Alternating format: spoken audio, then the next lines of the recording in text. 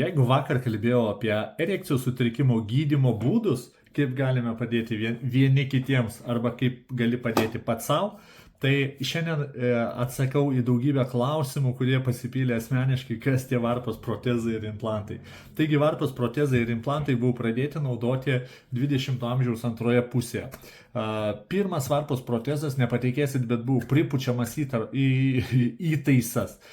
Dabar varpos implantai, aišku, sparčiai patobulėjo, technologijos ir taip toliau. Ir vietoj oro ar dėl kitų buvusių dedamų kietųjų dalelių dabar netgi naudojami ir skysčiai. Taigi, šiais laikais galima sakyti, kad šios operacijos procedūros, chirurginės procedūros yra pakankamai saugios ir gan efektyvios. Ar ne? Neilgai trunkančios, o komplikacijų tikimybė iš tikrųjų yra nelabai didelė.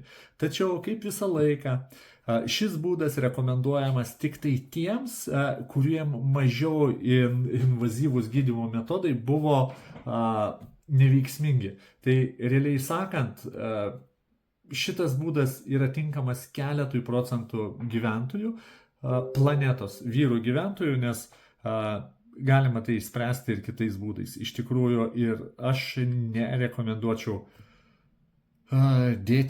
naudoti būtent šio metodo.